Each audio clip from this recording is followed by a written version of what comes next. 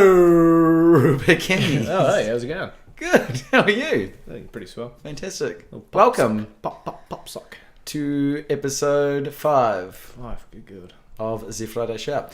Sponsored this week by the lovely people at Good George Brewing, who actually have been watching the show, Yeah. along with many other people. Do other people watch the we, show? we have fans now. Oh, we got fans. Big fan base. I like the fans that give us beer the most. I also like the fans that give us beer. What are we sampling here today? What have you picked? I know you've got your eye on something. I actually drank all the APA. You did, didn't you? Yeah, in the last couple of days. It's a bloody good drop. I'll tell you the other thing. It's actually- We're not actually going to have beer delivered to the house anymore. Yeah, I'm not just because Well, Good George could deliver more APA because it was absolutely bloody beautiful, but I'm going to go for the IPA. IPA.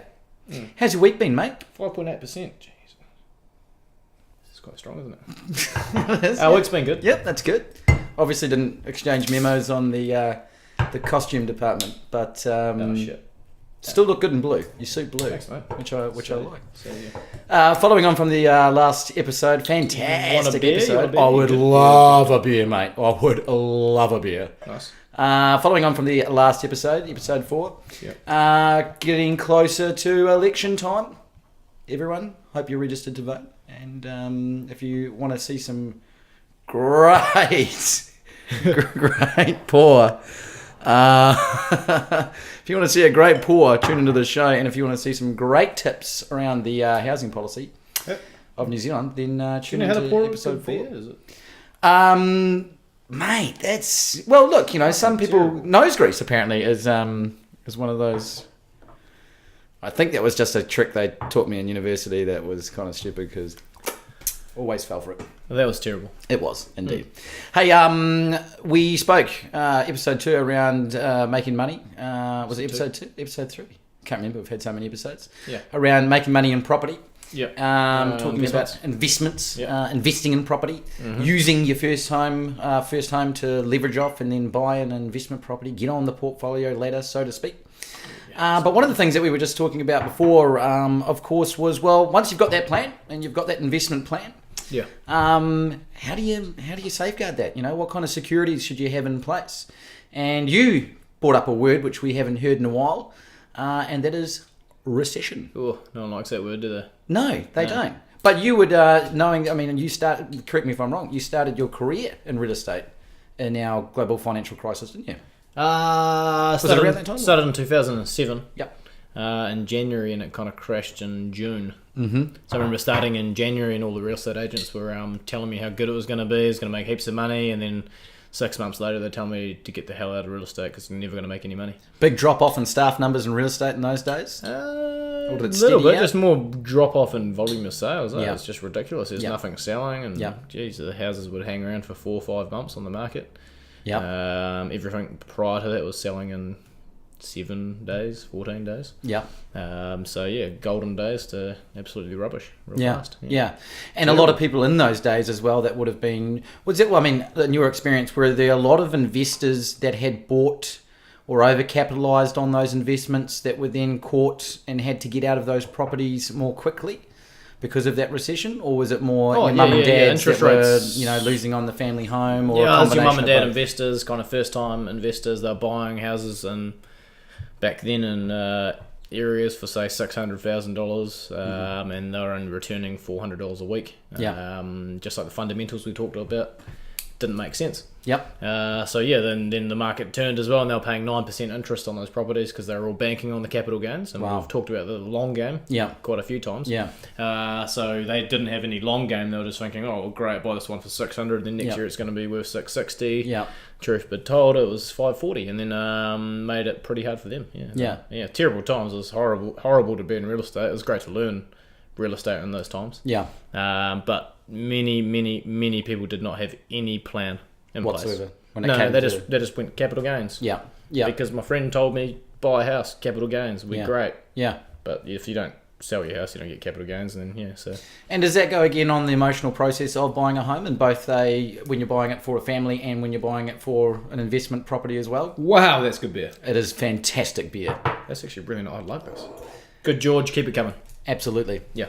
Sorry, I didn't listen to your question. I was just That's fine. That's fine. Beer tasting process. The question I asked was just getting around this now thought of having security in the long plan, which we're going to talk about in a little bit. The emotional process of buying a home, both as a first-time home buyer and as a family home buyer. One of the tips that you've always said is, well, leave emotions at the front door, so to speak, not to use a real estate pun.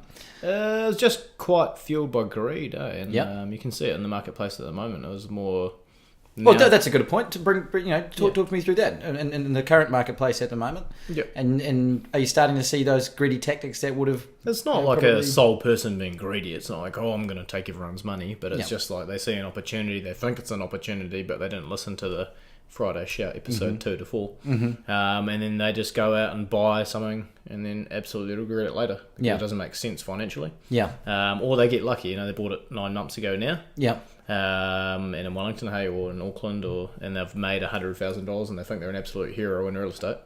That goes to their head, and then they go out and buy another investment, and we see it all the time. Would you say if I was in the marketplace, say 12 months ago in Wellington, bought a property at $450, and where the market is now, I've put that back on the market and made, say, between $70,000 and $90,000 on that property, would you put that down to luck?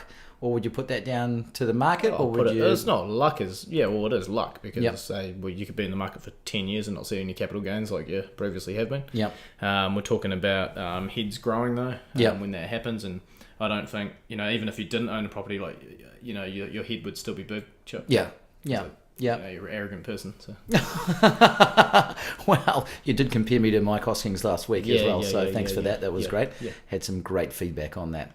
Mostly for the positive side as well. Was it? Yeah. Actually found out Mike, he's a stand-up New Zealander. Was he? Yeah, he's a great guy.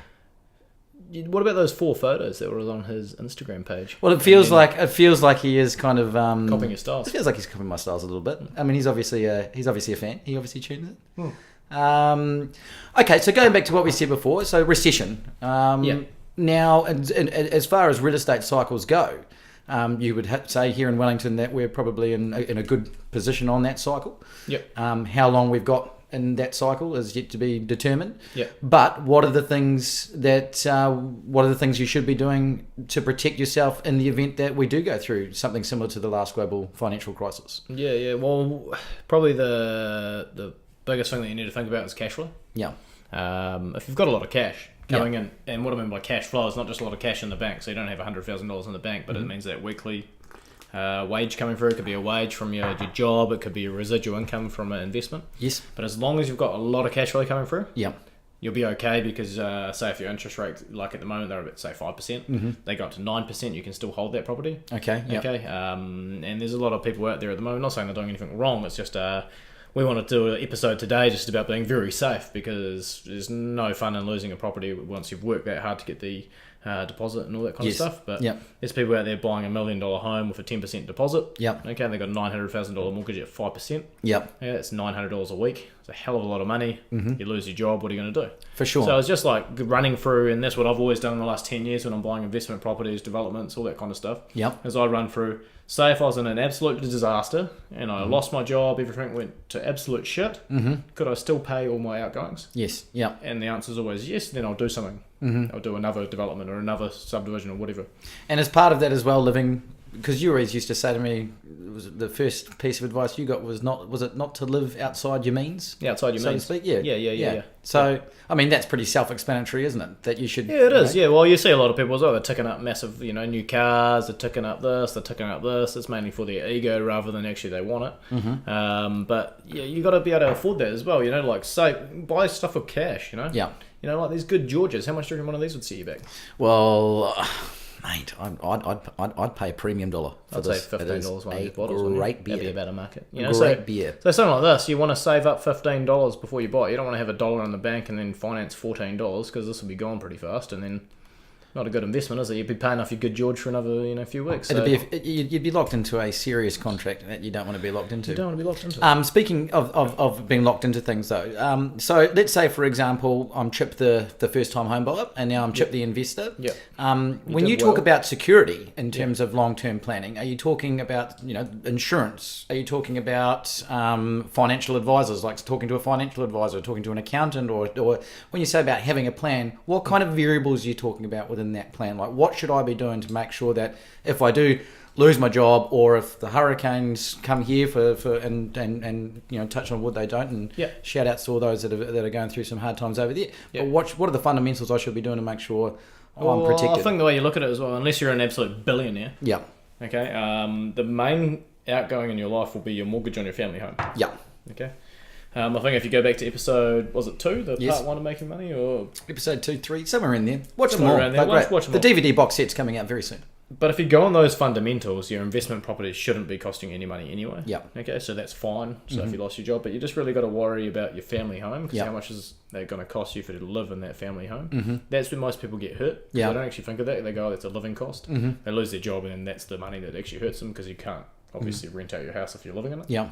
But it's just looking at their whole plan. You've got a family home, you've got 4 investments, and you just go, what's the worst case scenario that happens? But it's mainly, I mean, don't want to go back to our previous episodes, but if you go on the fundamentals of investing, nothing can go wrong. Yeah. Unless for some reason, say the rents were at 400 and now for some reason they go down to 200. Yeah. But why would that happen? Be big problems in New Zealand. Yeah. Okay, but if you're always going on rents, you've got a pretty safe plan there. Yeah. Okay, cool. So we know the last time the recession hit was about 10 years ago, give or take, somewhere around there. 10 years, long time, decade. That word recession, Gosh. What were you doing 10 years ago? What was I doing 10 years ago? I don't know 10 years ago. I was actually in a rock and roll band. I was a drummer in a rock and roll band. I had hair quite longish hair. Yep. And I was an entertainer, Roops. I was basically doing what I'm doing now. I was, giving the people what they want. Wow.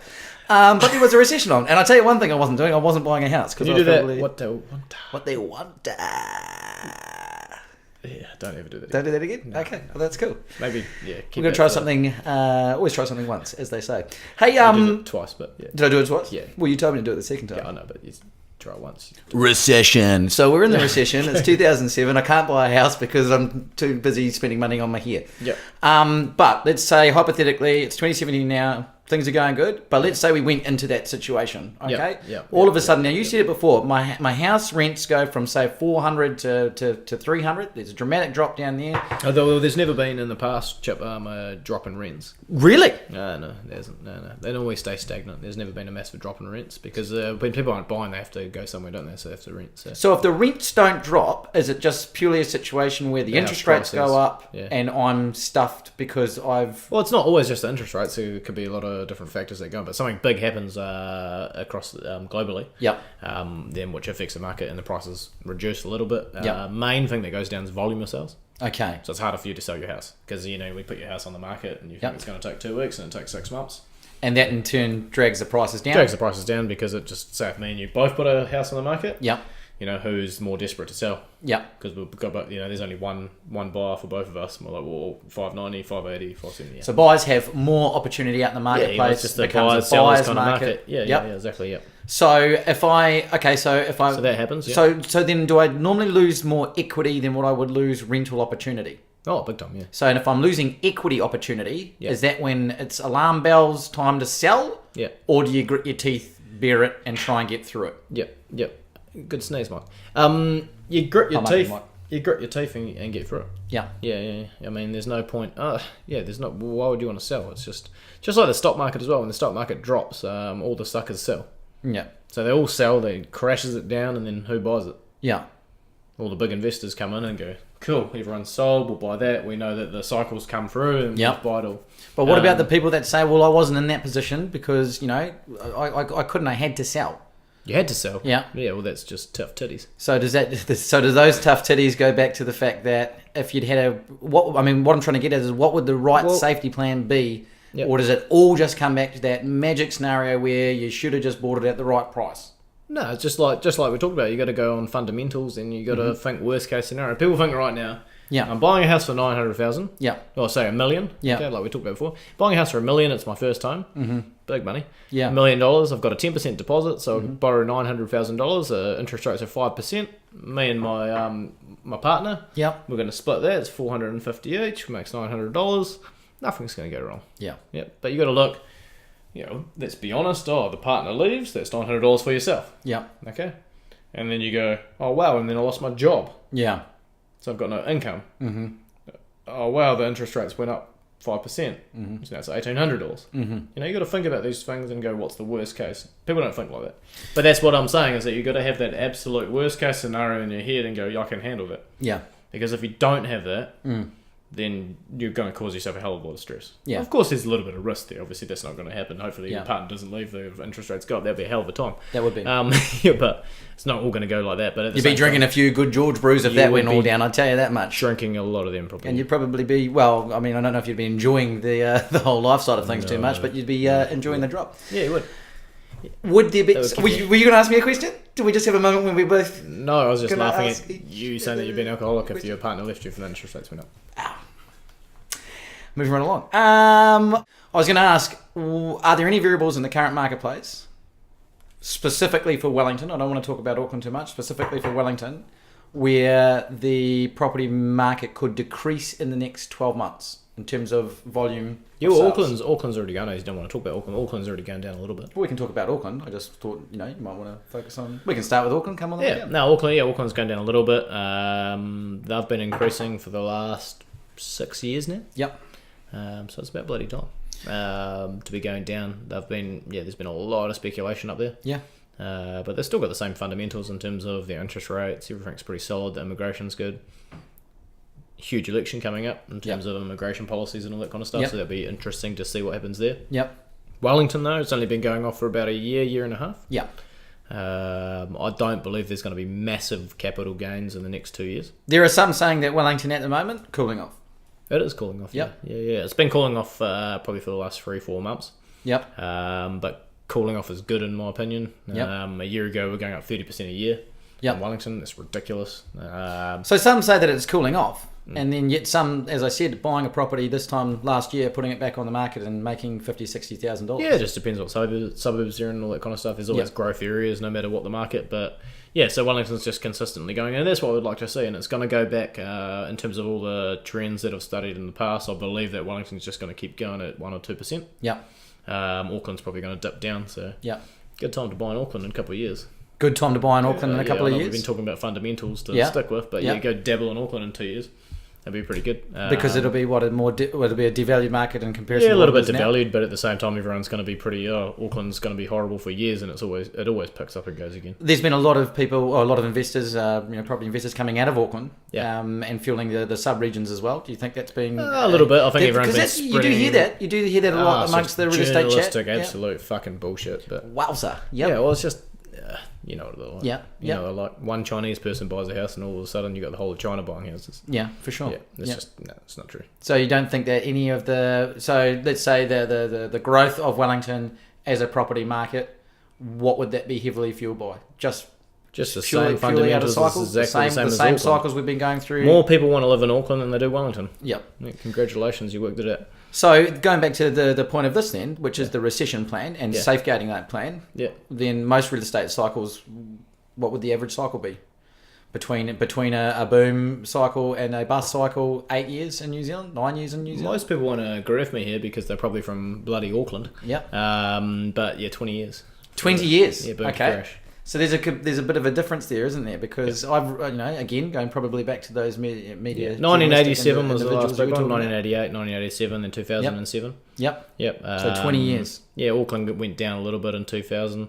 So did started to rise again in 2000. Yep. So did Wellington. So Wellington recovered from Wellington went down 1988, just like everyone else. They recovered in 1996. Auckland went too many numbers out there, but yeah, lot going on. So say 20 years. Yeah, 20 years. So would that? Yeah. So would you? We always have a mid lull on the 10 years, and this is what we've got right now. And all the property commentators out there right now are saying that we're going to another doom and gloom situation. Yep. But it's quite interesting because they've always gone on the fact that everyone else has told them it's 10-year slots. Yep. But if they just went on the computer, none of them probably know what a computer is, but if they went on the computer and just researched a little bit, you'd find that it's blatantly 20 years, not 10 years. So Across New Zealand, regionally, or just in the metropolitan areas? No, regionally. Yep. Yeah. All the main cities are 20 years. Auckland always is boom and bust a little bit. But like you always find, like right now, Auckland will go down 2 to 4%. Everyone will kick and scream, obviously, and say it's an absolute terrible market, but it'll be bouncing back, and everyone will forget about it. No one's going to say that 2017, 2018 was a massive crash in Auckland. They'll just go and talk about what's going to happen in 10 years, about 2026, 2027, depending on the things. Unless Donald Trump absolutely balls those things up for us, but hey. Well, hey, the Don, hopefully doesn't. The big guy. Yeah. So if I was a real estate investor at the moment, can I forecast anything over the next 10 years, or in terms of when to buy, when not to buy, or should I just buy? Well, you should be buying now if there's good fundamentals. The yields aren't as good as they've been in the past, but that's just a case of the prices increasing. Yeah, and again, you were saying before that rentals have never gone down. They've never really gone down. Gone down? No, they haven't. No. So if I'm getting in now, I can I get. Yeah, you just go on those fundamentals, Yeah. But it's really interesting looking at the trends of the big cities. And I want to know your thoughts. I want to know your thoughts as well around commercial as an property. investment, making money. We're talking about making money, safeguarding. Long It's good, but you need millions of dollars. Yep. Yeah. Like there's a couple of great commentators out there. Yep. That will kind of tell you to invest in commercial. But it's hard because we wanted this show to be about your average Joe. Yeah. I want to buy my second investment property, my first investment property, my first home. Yep. But there's just a lot of these commentators out there that go, oh yeah, buy some commercial. All very well. They're buying $10 million buildings. I don't have 10 mil. Do you have 10 mil? No. If you do, I'd like it. No, but we don't have 10 mil to spend. But really interesting thing that's out there in the marketplace at the moment is about retail. Yeah. I would not buy retail at all. You would not buy retail in the marketplace at the moment? Terrible. Have you heard of the thing called the internet? Yep. Yeah, like how many shops are getting deleted? Unless you've got enough money to buy a fucking mall. Yep. Don't buy any retail. Yep. Because when do you walk down, say even Wellington, Auckland, how many retail stores are getting deleted now and they're being put in the big mall? Yep. Just because of the emergence of online shopping. Well, that's the IPA gone, and Good George Brewers. Hey, how about these bottles as well? Bloody great. I actually got the Brewers Award in 2014, Gold Award. They're from the Tron. I believe that's the highest. I'm pretty sure they're from the Tron as well. The Tron. Are you sure? Hamilton? Yep, Hamilton. There you go. Hamilton. Good George Brewing. Pretty good. And a massive shout out to Geordie, because he was the one that he's been watching the show, watching the shout. I know, good lad. He said loves the shout, mate, and we want to get behind you by giving you some good brew. We appreciate good it. It's brew. actually one of is the. I'm going to say it's the best beer that I've had. Stop it from a New Zealand brew. We've had Parrot Dog. Oh no, I'm ripping out all the other beers. We've had Garage Project, Kaiser Brewery. I'll just say the second best beer, won't name the first. Lakeman. Lakeman was good. Never had Parrot Dog. You never had a Parrot Dog? No, we didn't have it on the show yet. Did we? No, you just drank that previously to this episode. What was the first episode? Panhead. Sorry, we had Panhead. But we're going to get Parrot Dog, aren't we? You just drank Parrot. No, that was marketing mine. Anyway, hey, great brew. So I just want to give another shout out to Geordie from the boys.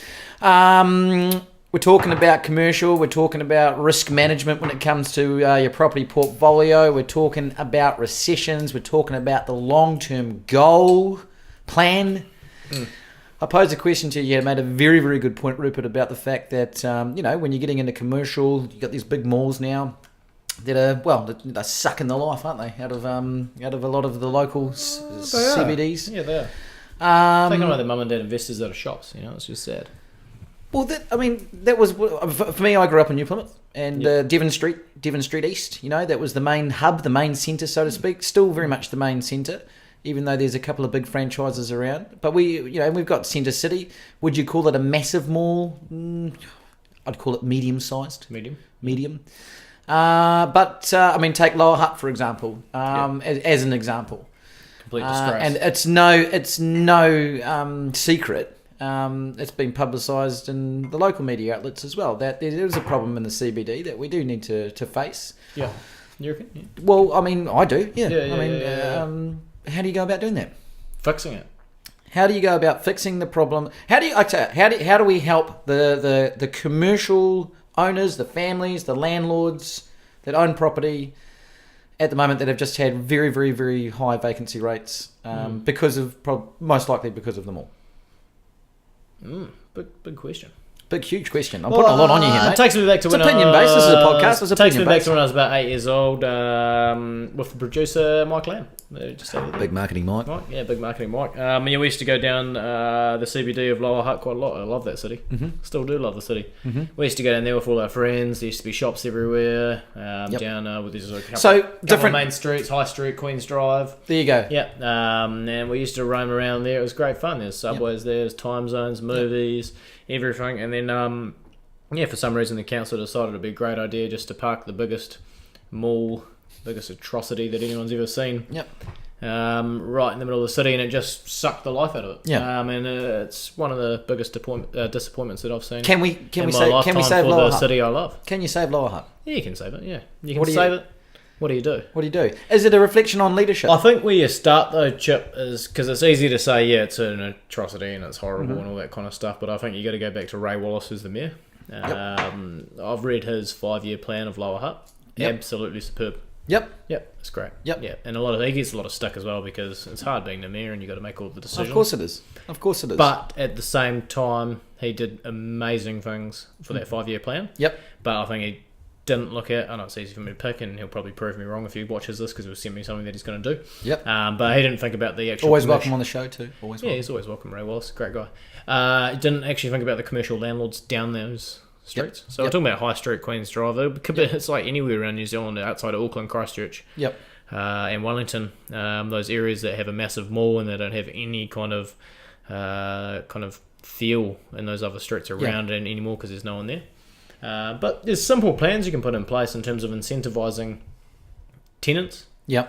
Okay, and incentivising landlords. Because, what we're actually talking about as well is that we're talking about when we can give incentives to, say, the local landlords. Then we're also giving incentive to the local economy, and we're giving incentive to those that maybe want to start a business or bring a business. And I think that's the most important thing to remember as well. It's like any kind of incentivise creativity and production and development locally. Then we will have a vibrant community. It's like any kind of hotspot area. Yeah. As soon as there's a lot of people going in there, you take Petone, which is just a suburb just outside Wellington. It's absolutely going off because there's cafes, there's restaurants, there's a lot going on. You get down Queens Drive and High Street, there's nothing going on. So what my suggestion would be to get those landlords. And if there's a 5-year lease, say if I'm a tenant, I come along, I'd actually pay 3 years of that lease. So then the tenant actually only pays 2 years. The landlord gets 5 years worth of the lease. And you get some great tenants in there to hold fort for 5 years. Because it's absolutely dead. So there needs to be some incentive from a tenant's point of view and a landlord's point of view to get people to actually go to those streets because otherwise go to the mall. What about incentives based? And there might be this policy already amongst council, and I'm not sure if you'll be able to hit the nail. If you can't, you can't. What about incentives around landlords if to be able to provide some funding towards doing up the buildings, exterior of the buildings, painting. Because you look around a lot. You look around right now, and there's no one painting their buildings. No one gives a shit really. Well, it just feels like because you know why though? Because they're not getting the money in. It's not the landlord's fault. And they're saying, they should take more pride in their buildings, but there's not enough being done to create a supply for business owners to come into Lower Hutt. That's the problem. And it's not the landlord's fault. It's the council's fault. So, say for example, do we need better town planners, or do we just need more? The town planning's great. They've done great things with the gardens, the town hall. They've spent a hell of a lot of money. We've spent some big money. We've got the new, like you said, new town hall, new council chambers, new council buildings. Brilliant. It's absolutely brilliant. All that plan is really good. But if you don't have a vibrant CBD, I'm sorry to say, no one's going to want to use any of your facilities you're building. Yeah, for sure. And it's, if no one's coming in, who's going to use them? So it's a bit of a sad thing, is it? But it just needs a little bit of a burst, and I think Ray Wallace has got it in him to create that burst in the CBD and get that thing going again. And I mean, everyone sees how well Petone's going, but it's just a little bit of a plan in place for the owners of those buildings. Because a lot of those guys have owned property there for 20, 30 years. They don't care. They own the property. It's huge amounts of money for them. They don't care. They're not going to subsidise their rent, because a lot of people say, they should subsidise their rent down to market rents to get people in. They don't give a shit. Because as soon as they rent their property out for say if they think it's worth 60,000, they rent it for 30,000 a year, their property value goes down 50%. No one's going to do that. All right, so the council has to stand in and get some really, really good tenants in there. Otherwise, they run the risk of Queensgate being the only thing that's ever a draw card for anyone who ever wants to go to Lower Hutt. It's a sad thing. but it's reality. Yeah. One of the biggest posts that happened on Facebook around Lower Hutt was just all around the mall. Yeah. Saying that, what's going to happen with Queen's Drive and High Street, and everybody wanted to know what's happening. And yeah, it's just a big topic for Lower Hutt, and I'm sure it's happening all around New Zealand. So, I mean, there's another argument as well, and that was posted on the front page of the Hutt News, and we don't want to get too heavily into just the Hutt, but hey, and that is the argument between what's happening in Petone versus what's happening in Lower Hutt. Heaps of people are calling out for the strict rules that apply around Petone. The facade of the building needs to look like this. If it's heritage, you can't do this, and you can't touch this. Is that something that, if it's not in place, we need to put in place? Do we need a subsidiary group of business owners that, successful local business owners that could be on a board somewhere that could say these are the things that you need to do to think outside conservative squares in order to promote, No, you just need to share the rents. It goes. We just moved our business to Petone. Yeah. Yep. The only reason for that was because the lease is exactly the same in Petone for one of the newest buildings in Petone. Yep. Than it was to stay in a building that was about 50 years old down the CBD. Yeah. I couldn't stand walking past for lease, and then get it to a place where I could get some food, which was where the mall. Yeah. I was over it. Yeah. Yeah, and I think a lot of business owners are over it, and they're going to find that as soon as all the leases run out in Lower Hutt, everyone's going to go away from actually working there, and it's my home city, and I love it. Yeah. But if we go back to the point as well, because you don't want to just be complaining about Lower Hutt CBD. No. If the council puts money in, Yep. okay, and gives it to the tenants. So if you take a 5-year lease, Yep. I'll pay 4 years of it, and you can take a year. Yeah. You're going to go, great, perfect business opportunity. I'll go to Lower Hutt rather than Petone. But no one in their right mind is going to take a business to Queen's Drive or High Street Yeah. and think it's going to be successful. Yeah. At the moment. It's a sad thing, but there has to be an incentive there to kickstart it. Yeah. So just to summarise that, my original question, if I'm Chip, the long-term investor, Long-term investor. maybe not invest in commercial, just stick to residential. Yeah, don't go to retail. No. Just stick to residential. Let the big Nice dogs. and easy. Let the big dogs Let take the up the big bloody dogs. malls and all that kind Let of the stuff. big dogs have some fun. Yeah. But I think the main point that what we're trying to get at is, and hey, maybe the Hutt CBD, regional CBDs are a good evidence of that. You've got to have a safe plan, don't you? You do. You've got to have a safety net. Well, what happens there? They wouldn't envisage that happening in their area. And... Well, I think you made the important point before, and that is that on this show we're talking about you can make money, you can make cash money. Oh yeah, serious cash money. Ferraris, maybe not Ferraris. You'd like a Ferrari. I would love a Ferrari. What kind of Ferrari would you buy? I reckon I would have always had suited an early 90s, late 80s Testarossa. Yeah? Yeah, just with those big old slashes up the side. Oh yeah, the lights. Oh yeah, the old... Yeah. What about yourself? What kind of Ferrari? Yeah. Probably wouldn't go Ferrari. What'd you go? Probably McLaren. Well, you're not going to get that McLaren if you don't have a safety net. You That's what we're saying. No, you won't. No. So, look at the fundamentals. Yep. Just plan for the future. Things happen. You've got a plan A, yeah. Look at that. And hey, I've got family in Florida at the moment. Family. Shout outs to the family in Florida. Look, these things just happen. Big election year as well. Not that I think those variables are going to have a huge impact on the I suppose market. that was the kind of purpose of this episode as well, because we didn't really talk about too much numbers, but we've thrown out a lot of tuk, tuk, tuk, tuk, tuk. that was a lot of numbers. I don't want to throw out too many tuk, tuk, tuk, tuk, tuk. Yeah, there's a lot of numbers there. There's a lot of numbers. But we don't want to throw out too many stats, too many numbers, all that kind of stuff. I just really want to reiterate, if you want to get into investing, be safe though. And also the human side of things as well. You don't because want to be a we're not cowboy. here saying, no, you don't want to be a cowboy. There's too many cowboys. No, you're in a this cowboy game. real estate agent. You don't want to be a cowboy. No, you don't. What's that? I said you're a cowboy real estate agent. Wow, I would say, they do nickname me the gun. The gun. Yeah, that's right. Or the bulldozer. The bulldozer. The bassett. We've got a question. You got a question? We've got a question. Oh, nice. That's right. We have a fan. One fan. We have a fan has written in Have they? to the Friday Shout. We had a few people write in. Well, that was your mum. Yeah, that's true. Yeah, so that was the first one. And the fan has posed a question to us. I'd like to read that question to you. See what you think. Is that okay? Yep. Are you sure? Yeah, go. Yep. Okay. Hit me. Big question. It comes from Anonymous. Anonymous. Hey guys, subject line, subdivisions. I just watched episode 3. Sure it's not your ex. Some great insights and easy listening content. What was it? Okay. I thought I'd raise a question which seems a natural progression and one I've recently been thinking about to set out the facts on my situation. Okay, so Mr. Anonymous has one property purchased in late 2012. Yep. The purchase value was $290,000, currently being rented out, and rent covers mortgage, the agent, I think he's talking about the property manager, Yep. and R&M, rates and maintenance, etc.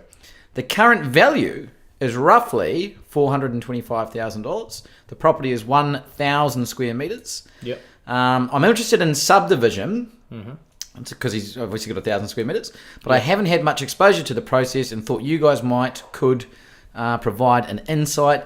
And hey, there's my question. Either way, keep up the good work, and that's kind regards from Miss Anonymous. And hey, thanks for writing in.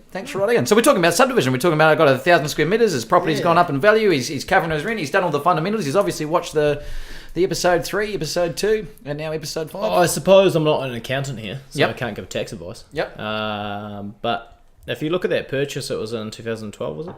He purchased in 2012, late 2012. Yep. 290, and he thinks it's worth 425 now. Well, that's a homes.co.nz valuation. Well, let's so, take that anyway. Yep. So you're looking at about $135,000 profit. Correct.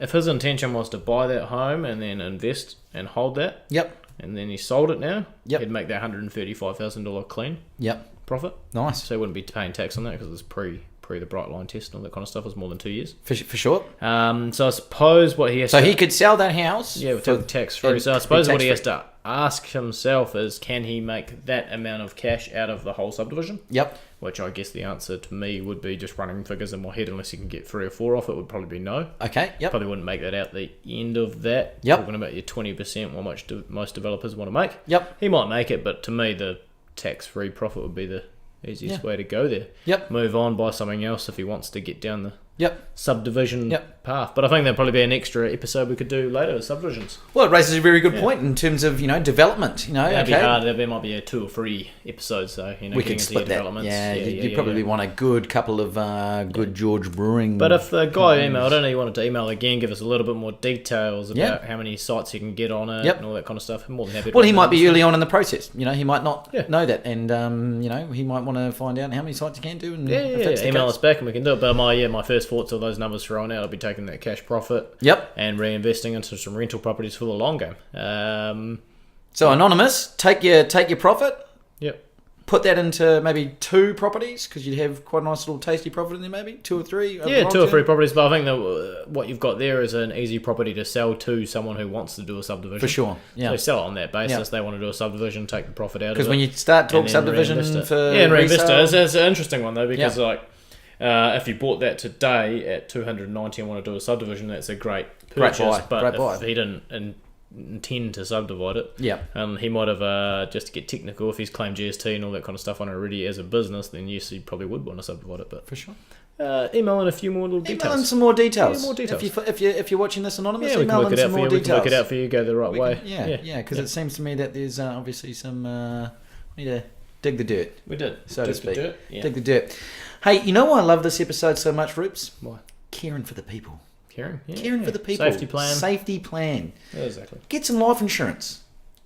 I don't have life insurance. Well, you've definitely got life insurance. You've got, gosh, how many? I don't have life insurance. You don't have life insurance. Get some life insurance. I'm dead. Hey? And if you need to talk to someone, you've got to talk to someone. Yeah. Income protection insurance, as you said before. Yeah, I don't have. You don't have that either. No. Fundamentals. Yeah, no, I really got to see an insurance broker. Pet insurance.